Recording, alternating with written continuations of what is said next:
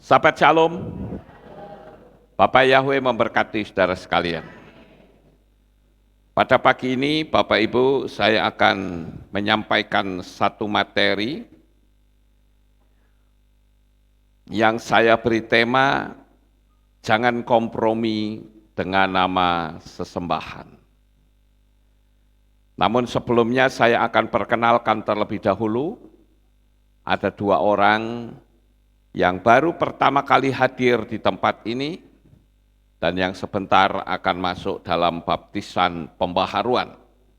Yang pertama yaitu Bapak Bejo Sarjono, alamat Permata Regensi, Kelurahan Cibitung, Bekasi. Bisa berdiri Pak? Kasih salam saudara-saudara, datangin, kasih salam. Haleluya. Ya, ini Pak Bejo dari Bekasi, Bapak Ibu.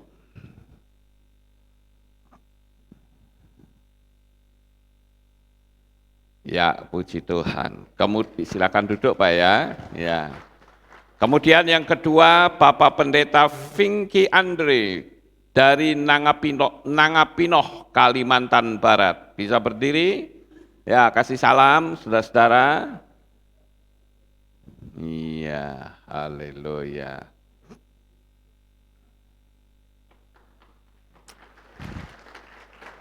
Ya, silakan duduk kembali, Bapak Yahweh memberkati. Baik, Bapak Ibu, saya akan membacakan firman Tuhan yang saya ambil dari kitab Bereshit atau kitab Kejadian pasal 11 ayat 28. Demikian bunyinya. Dan matilah Haran di hadapan Terah ayahnya, di negeri kelahirannya di Ur Kasdim. Nah, kalau kita membaca kisah ini, mungkin yang ada di benak kita hanyalah yaitu kematian wajar, namanya juga sudah tua. Tapi ternyata Bapak Ibu, kalau kita mau membaca dari kitab Yashar, atau saya nyebutnya Sefer Hayasar, khususnya di pasal 12, maka kita akan menemukan sebuah kisah detail dari cerita ini. Apa yang dimaksud dengan matilah Haran di hadapan Terah. Berarti kalau begitu, ketika Haran mati, dia ada di hadapannya, di hadapan Terah. Jadi kalau begitu, apa sebetulnya yang sedang terjadi dengan Haran? Kenapa sampai dia mati di hadapan Abraham, saudara? Nah, saya akan awali kisah ini. Tentu saja kita bisa baca terlebih dahulu ya, di dalam kitab Hayasar.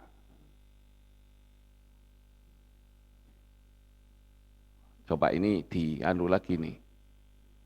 Nah, ini dia. Coba saudara perhatikan, di sini ada teks yang saya ambil dari kitab Sefer Hayasar pasal 12. Saya akan bacakan untuk saudara. Haran mati ketika mereka melemparkan dia ke dalam api, dan dia terbakar menjadi abu karena hatinya tidak sempurna dengan Yahweh. Dan orang-orang yang melemparkan dia ke dalam api, lidah api menjilat mereka dan mereka terbakar. Dan 12 orang dari mereka mati. Afram berjalan di tengah-tengah api 3 hari 3 malam. Dan seluruh hamba-hamba raja melihat dia berjalan di dalam api, maka mereka datang dan memberitahu raja, katanya, lihatlah, kami melihat Abram berjalan di tengah-tengah api, bahkan pakaian bawahan yang dia kenakan tidak terbakar, namun tali yang dengannya dia diikat telah terbakar. Ketika raja mendengar kata-kata mereka, hatinya tawar, dan dia tidak mempercayai mereka. Jadi dia mengirim para pemuka lainnya yang setia untuk memeriksa hal ini. Dan mereka pergi dan melihatnya dan mengatakan hal itu kepada raja. Dan raja bangkit dan melihatnya. Dan dia melihat Abram berjalan ke sana kemari di tengah-tengah api, dan dia melihat tubuh Haran terbakar, dan raja amat sangat takjub. Sampai di sini pembacaan kitab suci kita. Nah, kisah ini, saudara-saudara, saya akan memulai dari cerita tentang Abram atau Abraham. Di situ terlibat juga nama bapaknya yaitu Terah. Kemudian di situ juga ada nama Nimrod. Saya akan ceritakan secara lengkap dari kitab Yasyar. Jadi awalnya begini Bapak Ibu.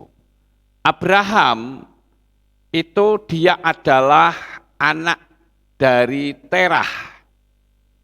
Nah, Abraham ini ketika dia masih kecil, dia itu dididik oleh Noah. Saudara tentu tahu, ya, dididik oleh Noah. Dan saya katakan Noah ini sebagai bapak rohaninya. Dia dididik kerohanian sangat dalam. Nah, Terah itu bapaknya Abram, itu adalah seorang panglima perang Nimrod, saudara. Tetapi Terah ini adalah pemuja berhala. Di rumahnya sangat banyak sekali berhala yang ada. Nah, ceritanya pada suatu hari Abram ini pulang ke bapaknya. Ternyata dia terkejut karena di rumah bapaknya itu penuh sekali dengan berhala-berhala. Sehingga Abram pada waktu itu punya tekad, dalam 3 hari semua berhala ini saya obrak-abrik, saya hancurkan. Terus bagaimana caranya, saudara? Pertama dia tanya terlebih dahulu kepada bapaknya. Bapak, saya mau tanya, tunjukkanlah Elohim itu kepadaku. Elohim yang bisa menyelamatkan aku, tolong tunjukkan seperti apa Elohim itu. Waktu itu Terah berkata, ayo saya tunjukkan. Dia dibawa masuk ke dalam rumah. Lalu Terah berkata, kamu lihat di sini, inilah Elohim kita. Dia ada di rumah kita. Dialah pelindung kita. Dialah penolong kita. Nah, Bapak Ibu yang terkasih, waktu itu Abraham cuman diam saja. Dalam hati tentu Abraham berkata, dalam 3 hari hancur semua ini. Nah, apa yang dia lakukan, saudara? Abraham mengambil kampak. Ketika Terah itu sudah sedang tidak ada di rumah, dia ambil kampak dan semua berhala yang ada di situ dipecahin, dihancurkan. Disisani 1, saudara. Yaitu berhala yang paling besar. Kemudian kapak itu ditaruh di tangannya. Nah, pada saat ayahnya pulang, ayahnya marah. Ini pasti ulah kamu. Ini berhala-berhala berantakan semuanya seperti ini. Ini Elohim kita. Lalu Abram bilang begini, Bapak, ini bukan ulah saya. Saya melihat mereka berantem. Mereka pukul-pukulan, ya, yang menang yang besar, yang kecil berantakan semua ini. Mereka berantem, jadi jangan salahkan saya. Lalu si Terah berkata begini, ya tidak mungkin, mana ada berhala-berhala ini, patung kayak begini punya nyawa. Nah pada saat itulah Abraham berkata, kalau kamu berkata, Bapak, bahwa ini tidak ada apa-apanya, kenapa kamu mengatakan ini Elohim kita? Wah, bapaknya enggak terima, saudara-saudara. Lalu ayahnya tidak peduli, dia marah. Secara hukum logika, jadi ayahnya tahu enggak? Tahu dong. Sudah diberitahu, ngerti. Sekali lagi, ngerti. Tapi ayahnya tetap marah dan Abram itu dilaporkan kepada Terah, kepada rajanya. Kepada Nimrod, ya. Jadi Abram itu dilaporkan Terah ke Nimrod, rajanya, saudara. Lalu apa yang terjadi? Abram ditangkap. Waktu itu bersama dengan Haran, ditangkap, saudara. Dan pada waktu ditangkap itu dibakar hidup-hidup. Dan saya katakan, ini luar biasa, melebihi Hananya, Misael, Azaria. Kalau 3 pemuda, Hananya, Misael, Azaria, itu dibakar enggak sampai sehari. Ini berapa hari? 3 hari, Bapak Ibu. Wow, itu luar biasa sekali. Tiap hari Abraham berjalan ke sana kemari, dia enggak ngapa-ngapain. Istilahnya itu sakti mandraguna. Ya. Sementara Haran itu mati jadi abu, saudara. Nah, kalau saya berhenti di sini, saudara pasti akan menangkap spirit yang ada di dalamnya. Saya nyebut inilah spirit Nimrod, saudara. Kalau saya perhatikan, ada begitu banyak orang-orang yang dalam satu keluarga percaya kepada Bapa Yahweh, tetapi istrinya belum percaya. Atau anaknya belum percaya, atau suaminya belum percaya. Lalu apa yang terjadi? Diberitahu, dikasih hukum logika. Tuhan kita itu berasal dari mana sih? Dari negara mana? Kalau saya tanya kepada saudara, pertanyaan klasik, akar iman kita itu dari negara mana? Dari Israel. Dan tentu saja kalau dari Israel, bahasanya pun bahasa Ibrani. Ya. Sekarang coba kita pakai logika. Kenapa Tuhan Israel kok namanya nama Arab? Dia turun ke dunia ini juga harusnya nama Israel, yaitu Yeshua HaMashiach. Lah kok namanya jadi nama Yunani? Dipikir secara logika itu sudah enggak masuk akal, saudara. Semua agama di atas muka bumi punya tokoh. Seperti contoh Muslim, punya tokoh yaitu Muhammad. Apakah sampai di Indonesia namanya jadi Mahmud? Tidak, namanya tetap sama. Agama Konghucu punya Kuan Kong, Kuan Ping, Kuan Im dan sebagainya. Sampai hari ini namanya juga tidak pernah berubah. Tetapi sungguh aneh bin ajaib.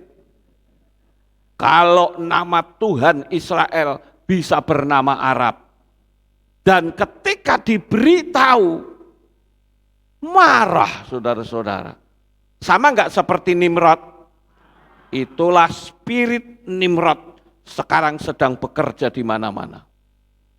Hari-hari ini ada banyak orang yang memberitahu kepada saya, seorang istri tiba-tiba memberontak, seorang anak tiba-tiba tidak memberikan dana kepada orang tuanya, hanya karena orang tuanya mengatakan, aku sekarang percaya kepada Bapak Yahweh.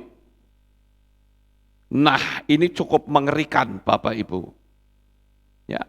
Jadi roh Nimrod ini menyesat-nyesatkan, memutar balik firman. Bapak Ibu Saudara yang terkasih, saya akan tunjukkan sebuah kesaksian. Ini kesaksian dari Bapak Ivan dari Surabaya. Dia sudah baptis pembaharuan. Pada waktu baptis pembaharuan saya beritahu, Pak, Bapak sudah baptis pembaharuan, jangan ibadah kemana-mana. Carilah kehilat atau gereja yang memanggil nama kudus Bapak Yahweh. Dia jawab apa? Baik Pak Lukas, saya siap. Tetapi faktanya saudara, dia ternyata tidak seperti itu. Nah ini yang saya katakan, dia jadi mengkhianati Tuhan. Mungkin ada loh yang ikut streaming saat ini seperti Pak Ivan ini. Saya katakan Anda mesti bertobat. Ya. Oleh karena itu coba kita dengarkan kesaksian beliau ini. Apa yang terjadi ketika dia sudah 6 bulan secara sembunyi-sembunyi. Dia beribadah di tempat nama Arab dan Yunani itu. Kita dengarkan, ini bukan kata saya, dia pelakunya dan menyangkut hukum alam semesta. Silakan diputar, suaranya dibesarin. Shalom, shalom, Papi Lukas, shalom semua jemaat Aleftau. Saya mau menyaksikan ya kedahsyatan Bapak Yahweh dan Yeshua HaMashiach. Saya mau bersaksi. Sebelumnya saya minta maaf sama Pak Lukas. Saya ini orangnya nggak nurut.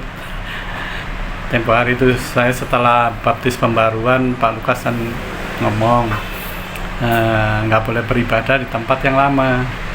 Tapi saya ini ya nggak gampang percaya gitu ya. Saya mau biar Tuhan sendiri yang menyampaikan. Ternyata benar saudara ya.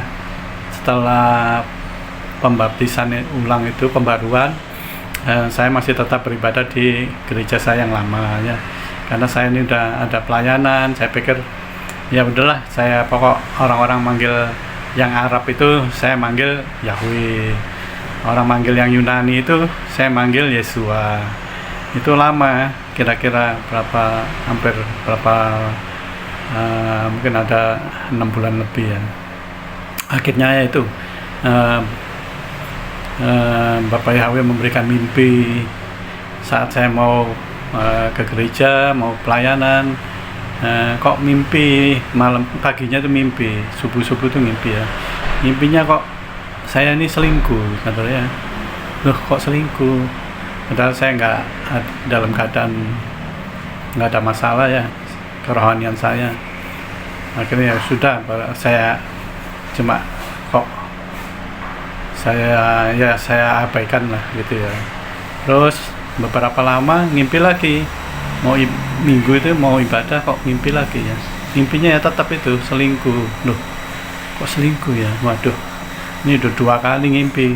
Akhirnya saya bicara, berdoa ya, malam mau tidur saya berdoa, Bapak Yahweh, misal saya beribadah di tempat ini, nyatakan kehendak-Mu, berfirmanlah gitu ya. Saya bicara gitu di dalam doa. Akhirnya betul saudara, itu minggunya saya mau pelayanan, mau ke beribadah pagi, itu ngimpi lagi, mimpinya selingkuh lagi. Waduh, ini udah 3 kali. Akhirnya ya udah saya ambil keputusan, bilang sama yang bagian koordinator, saya mau mengundurkan diri dari pelayanan gitu ya. Karena saya cerita sama dia kalau saya sudah menerima nama Bapak Yahweh di dalam Yeshua HaMashiach. Ini kok saya mimpi selingkuh. Ini berarti kan memang Elohim kita kan Elohim yang cemburu ya. Saya bilang gitu, saya keluar dulu lah. Oh ya, terus akhirnya sudah, enggak apa-apa. Terus beberapa hari saya juga minta izin sama bagian Komsel ya, kelompok kecil kayak CG itu ya. Akhirnya saya bilang saya mau mundur dulu dari pelayanan. Saya mau mundur dulu dari pelayanan. Saya cerita karena saya udah dikasih mimpi sampai 3 kali ini. Akhirnya, oh ya enggak apa-apa, ya udah. Betul, malamnya saya ngomong gitu, paginya tuh dikasih mimpi lagi sama Ruach HaKodesh. Mimpinya tapi lain, saudara ya. Mimpinya itu saya mau menikah lagi dalam mimpi itu. Di dalam mimpi itu ada anak saya ngomong, "C, kamu tahu tak Papa nikah lagi loh." Oh iya, Pak, aku tahu Papa mau menikah lagi. Ya, di sini artinya apa, saudara ya? kita ini mau dijadikan mempelai HaMashiach, saudara ya. Itu luar biasa, Bapak Yahweh ya. Jadi jangan ragu lagi, Bapak Yahweh memang Elohim yang benar di dalam Yeshua HaMashiach. Ya, ini saja kesaksian saya, Pak Lukas. Terima kasih. Bapak Yahweh memberkati. Amin. Saudara-saudara lihat kesaksian tadi itu tidak direkayasa dan bukan kata saya. Ya, Bapak Ibu, dia pelakunya sendiri. Jadi kalau saya memberitahu itu bukan karena saya tidak menyukai gereja, tidak. Tetapi saya sedang memberitahu bahwa ini ada spirit di balik itu semua. Nah, coba kita membuat sebuah pertanyaan, saudara. Mengapa orang sekalipun sudah tahu nama Bapa Yahweh, kok dia tidak mau memberitakan? Ini konteksnya untuk para pendeta. Kalau saudara pendeta hari ini dengerin kata-kata saya. Kenapa sih Anda kok takut? Apa yang Anda takutkan sekarang, hayo? Anda sudah tahu loh nama Tuhan yang benar, yaitu Bapak Yahweh. Ingat, kedatangan Yeshua HaMashiach sudah tidak lama lagi. Jangan kau bawa jemaat yang digembalakan ketinggalan. Ingat, kesaksian ini sebuah bukti bahwa Tuhan itu tidak mau diduakan. Amin, Bapak Ibu. Saya merenung, saudara, kenapa sih kok orang sudah ngerti kok ya tidak mau? Yang pertama, dianggap yang penting pemanggilannya benar. Contoh seperti Bapak Ivan ini. Dia berpikir ya nggak apa-apa, berada di tempat nggak masalah. Karena apa? Ketika mereka panggil nama Arab dan Yunani, ya saya panggil Yahweh dan Yeshua. Itu kata Pak Ivan tadi ya, Bapak Ibu. Ya. Nah, itu saya dasari dari kitab Devarim atau Ulangan 12 ayat 5 dan 6 dan ayat 13 sampai 14. Nah, ini saya akan bacakan. Kalau saya cuma ngomong nanti nggak mau baca, saudara. Biasanya kan gitu. Dan orang suka ngomong, ya aku ngerti, cuman gitu. Tapi sekarang saya baca supaya saudara dengar. Ini firman Tuhan loh ya. Devarim atau Ulangan 12 ayat 5 sampai 6 dan disambung ayat 13 dan 14. Demikian bunyinya. Sebaliknya, ke tempat Nah ini bicara tempat bukan? Sebaliknya, ke tempat yang akan Yahweh Elohimmu pilih dari antara semua sukumu untuk menempatkan namanya di sana. Ya, menempatkan apa saudara? Namanya di sana. Yang kamu harus mencarinya untuk dia berdiam. Maka kesanalah kamu harus masuk. Kesanalah kamu harus kamu bawa persembahan-persembahan bakaranmu dan korban-korbanmu dan persepuluhan-persepuluhanmu dan persembahan hujukan dari tanganmu dan persembahan-persembahan nazarmu dan persembahan-persembahan sukarelamu dan anak-anak sulung lembumu dan kambing dombamu. Sekarang diulang lagi di ayat 13 dan 14. Awasilah dirimu. Wow, disuruh awas pada diri kita.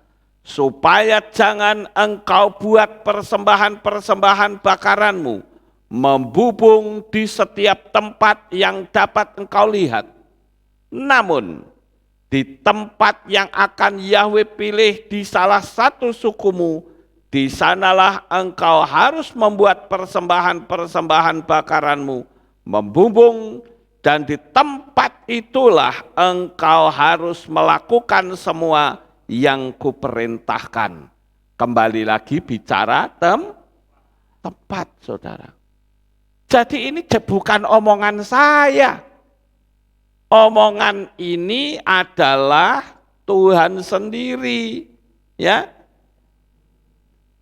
Jadi yang pertama menganggap bahwa yang penting kan manggilnya benar. Enggak bisa, saudara. Saya buat sebuah ilustrasi. Kalau saudara nonton orang main judi, kemudian perjudian itu digerebek polisi, penontonnya kena atau tidak? Kena. Penontonnya polisi dah, kena atau tidak? Kena tetap, saudara.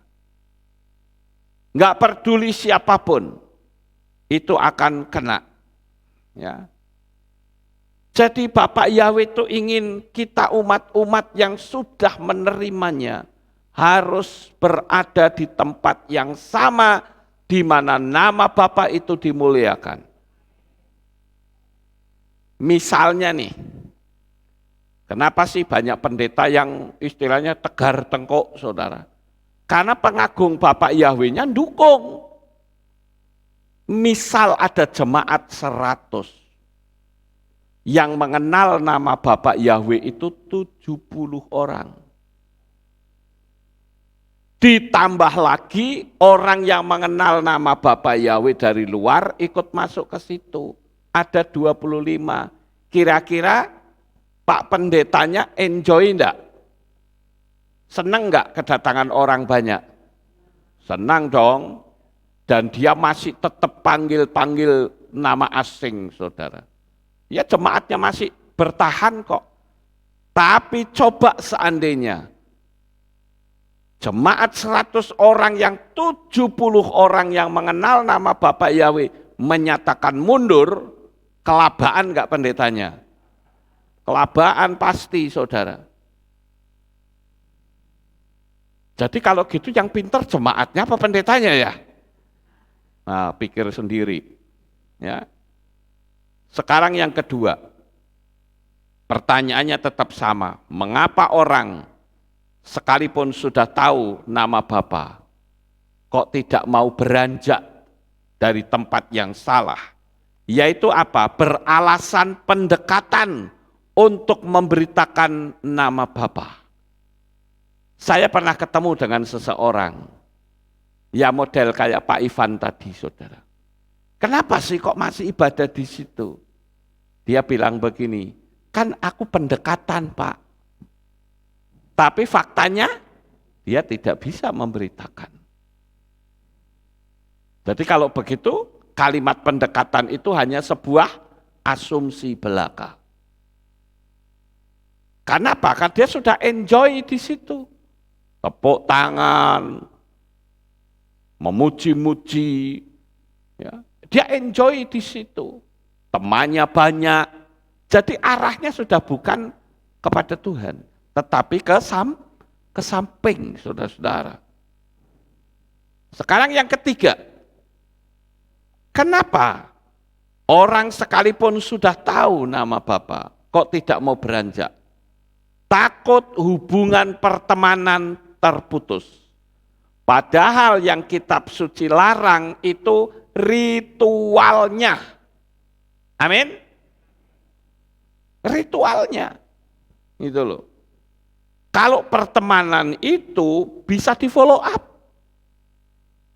Misalnya kan saudara kan nggak mau ikut ritualnya, tapi teman-teman saudara ada di situ, masih tetap pingin berteman dengan mereka, gampang kok. Ajak saja mereka makan di restoran, ajak saja mereka jalan-jalan ke mall, ya, ajak saja mereka jalan-jalan atau berikan souvenir, persahabatan masih tetap terjalin, Bapak Ibu.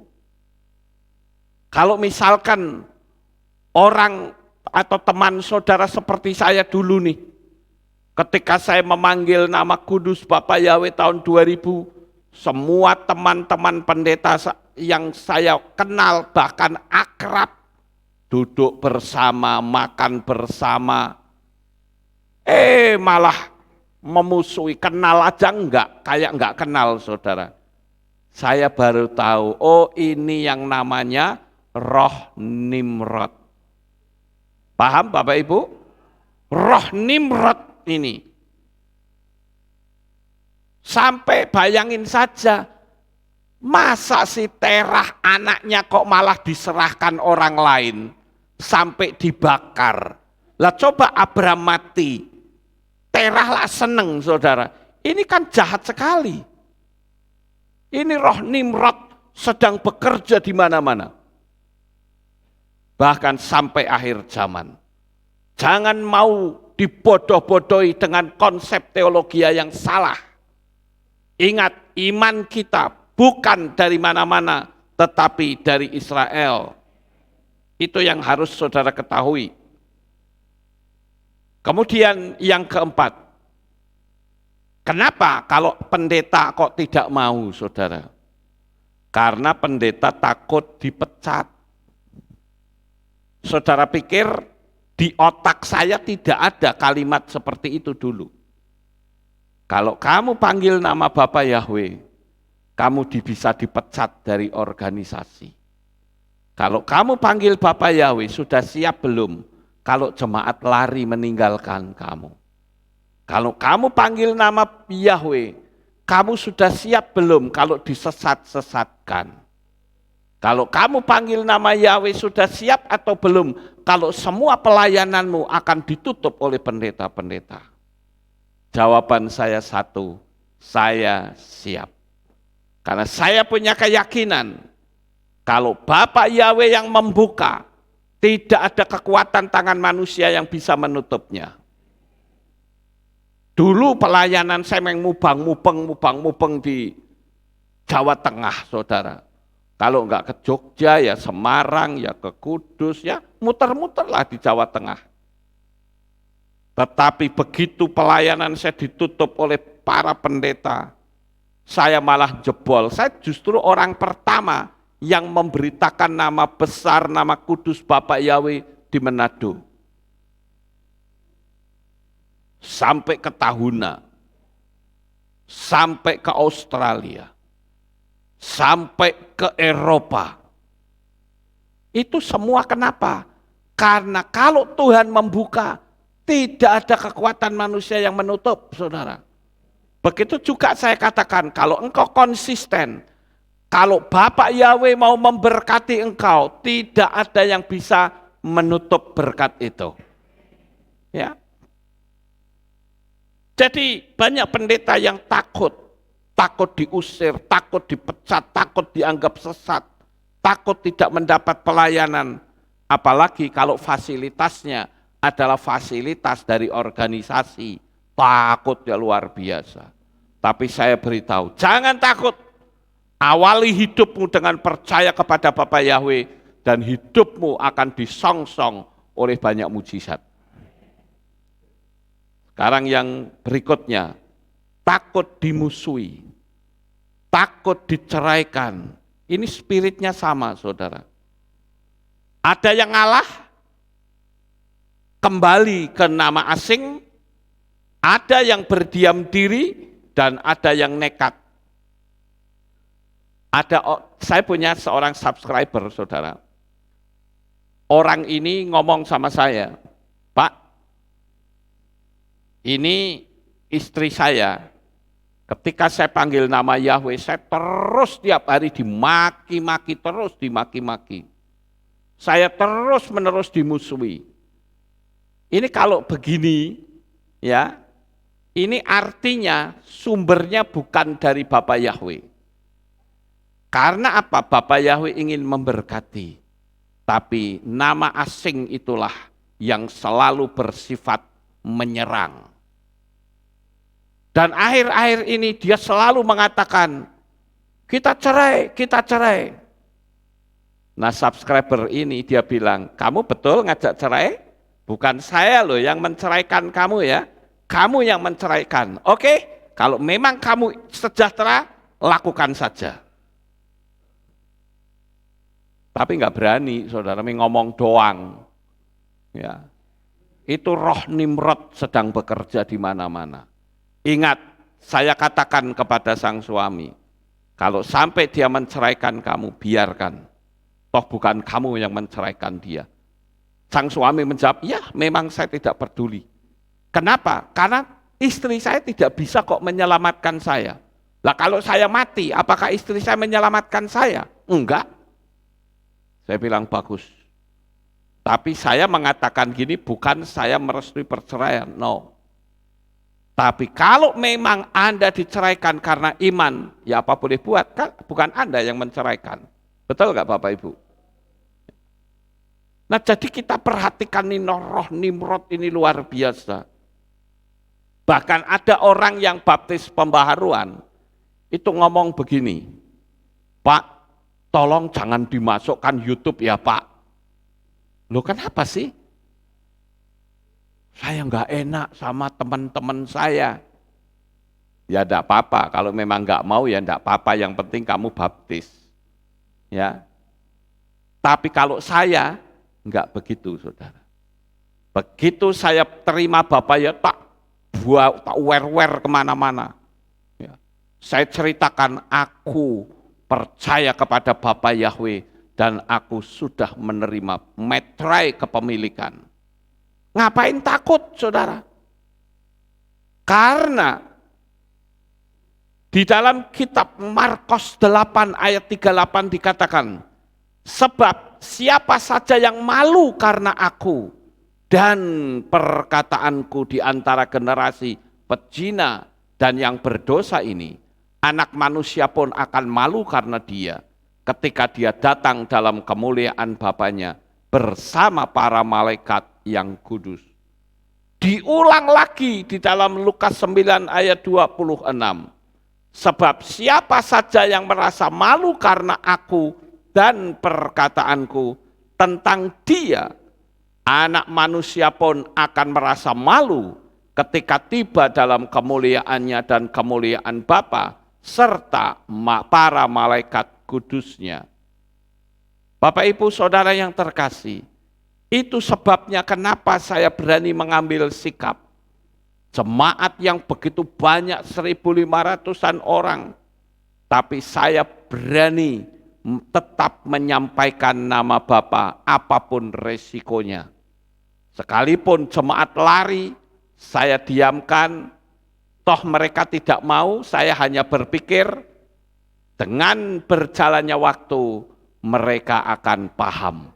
Dan faktanya, apakah nama Bapa itu semakin hilang?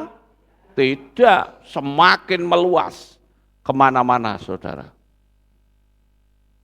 Bapa Yahweh menginginkan orang yang memiliki prinsip yang kuat.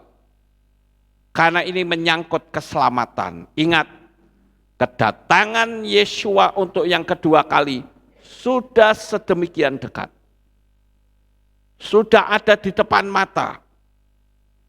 Kalau saudara ingat, ada sebuah kisah. Kemarin pada waktu saya ngisi channel JNAS, ada yang tanya, kira-kira tepatnya kapan Pak kedatangan Tuhan? Oh gampang saudara. Saya katakan, coba lihat ayat firman Tuhan yang mengatakan tentang pohon ara yang bertunas. Itu adalah gambaran dari Israel merdeka. Dan Yesua katakan bahwa akan ada generasi ini yang melihat kedatanganku. Sekarang dihitung. Israel merdeka tahun berapa? 48. Dihitung sampai sekarang kira-kira sudah berapa tahun? Ayo yang pintar matematika hitung itu. Berapa tahun? 75. Padahal saudara tahu, firman Tuhan kalau kita mengacu kepada kitab Tehillim atau Mazmur, umur manusia itu batasannya berapa? 80 tahun, saudara. Nah belum lagi kalau waktu yang diperpendek ini, jadi singkat enggak? Singkat, ini kedatangan Tuhan sudah di depan mata. Karena setan itu sudah kebelet pingin berkuasa di muka bumi ini. Nanti saja bulan April akan ada pertemuan besar di Boston. Pemuja-pemuja setan, saudara. Jangan main-main ya. Saya mengatakan ya, demi keselamatan saudara. Kalau saudara sudah percaya, beritakan nama Bapa Yahweh dan meteraikan diri saudara. Karena apa? Firman Tuhan katakan, apa yang kau ikat di bumi akan terikat di sorga. Apa yang kau lepas di bumi akan terlepas di sorga. Lah Anda itu dulu dibaptis, diikat dalam nama siapa? Nama asing atau nama Tuhannya orang Israel? Ini yang harus kita pahami Bapak Ibu. Agar supaya kita di mata Tuhan itu berkenan. Amin. Saya bersyukur Pak Ivan berani untuk menyampaikan sebuah kebenaran. Memang itu harusnya nebus kesalahannya. Beritakan, jangan takut. Dan hari ini saya memberi kekuatan bagi saudara yang sudah percaya kepada Bapa Yahweh. Bertahanlah sampai Tuhan Yesus datang dan kita akan menyongsong Tuhan di awan-awan yang permai. Sukses besar untuk saudara. Bapa Yahweh memberkati. Haleluya. Kita tunduk kepala, kita akan berdoa. Kami mengucapkan terima kasih dan syukur kepadamu ya Bapa Yahweh.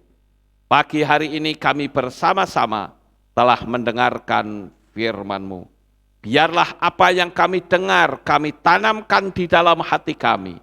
Menjadi semakin mantap siapa Tuhan yang kami sembah. Oleh karena itu biarlah anak-anak-Mu juga punya keberanian untuk bisa termeterai atas namanya yang kudus. Terpujilah Engkau Bapa Yahweh yang Maha Kuasa. Di dalam nama Adonai Yeshua HaMashiach kami sudah berdoa. Amin. Haleluya. Kita akan dengar pengumuman. Shalom. Berjumpa kembali dalam Aleph Tau Update News. Berikut pengumuman minggu ini. Info perkawinan. Akan dilangsungkan pemberkatan perkawinan pasangan Revan Ardianto dengan Stevi Natali Gunawan pada hari Sabtu 11 Maret 2023 pukul 10 waktu Indonesia Barat di Royal Ambarukmo, Yogyakarta. Pengumuman ini disampaikan sebagai informasi saja. Info Hari Raya. Hadirilah perayaan Purim yang dilaksanakan pada hari Senin 6 Maret 2023 pukul 6 sore di Kehilat dengan tema Sukacita Surga. Demikian pengumuman minggu ini. Sampai jumpa di Aleph Tau Update News selanjutnya. Bapa Yahweh memberkati. Amin. Bapa Yahweh memberkati. Itulah pengumumannya Bapak Ibu, kita akan akhiri kebaktian kita. Saya mengundang jemaat Tuhan kita bangkit berdiri, kita akan tutup dalam doa. Terima kasih Bapak Yahweh, selesai sudah ibadah kami.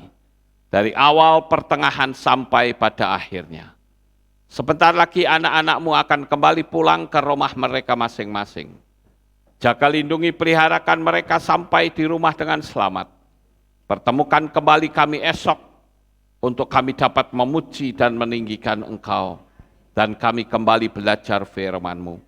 Oleh karena itu Bapa, nyatakan kuasa-Mu Tuhan, sehingga kehidupan kami akan terus meningkat, dan diberkati seluruh umat-umat-Mu di tempat ini, maupun yang mengikuti streaming. Terima kasih Bapa Yahweh, inilah doa syukur yang kami naikkan kepadamu, di dalam nama Adonai Yeshua HaMashiach, Juru Selamat kami yang ajaib. Kami sudah berdoa dan mengucap syukur. Mari kita angkat tangan kita dan kita akan menerima berkat Kohanim. Haleluya. Yefare keka Yahweh wa yismereka.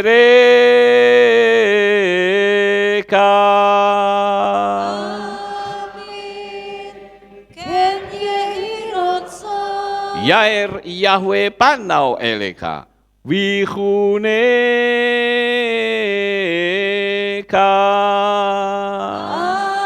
Amin. Ken yehirotso. Yesa Yahweh panau eleka. Wayashem lecha. Shalom. Amin. Ken yehirotso. Baruk atapaer o faruk atap besadeh. Engkau akan diberkati di kota dan engkau akan diberkati di ladang. Baruk peripit nekau friat matka ofri fahem teka syekar ala peka wa esterot soneka.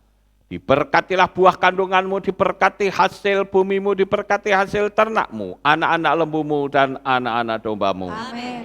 Baruk tanah kau misyar teka, diberkatilah bakulmu dan tempat adonanmu. Amin. Baruk ata boboy kau faruk ata betseteka, dan kau akan diberkati pada waktu engkau masuk, dan engkau akan diberkati pada waktu engkau keluar. Amin. Baruk ata Yahweh Elohenu melek haolam, besem Yeshua HaMashiach Ruach HaKodes kile olam faet. Kami sudah berdoa dan mengucap syukur. Haleluya.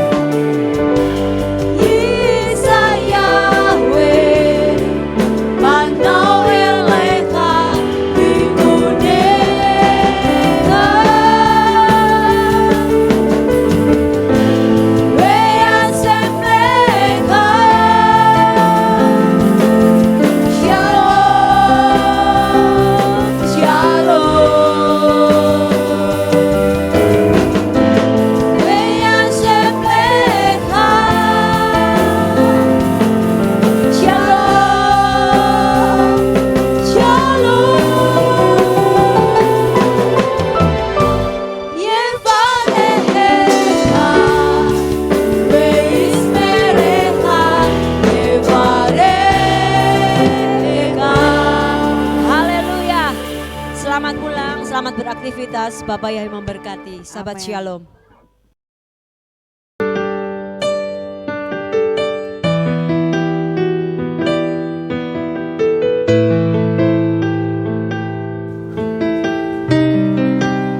Segala pujian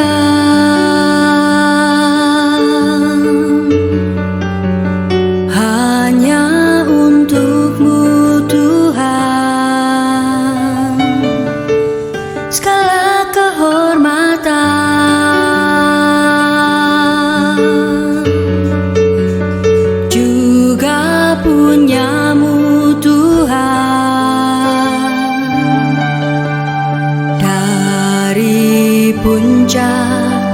puncak tertinggi, sampai lembah terlandai. Semua karya kasih cintamu,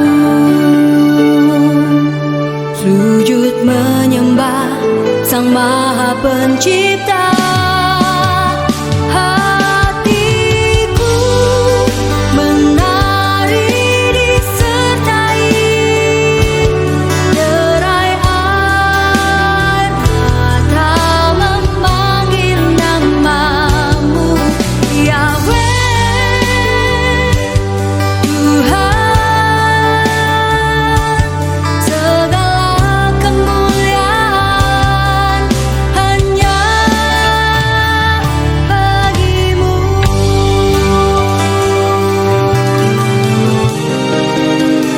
Engkaulah sumber segala pengharapan,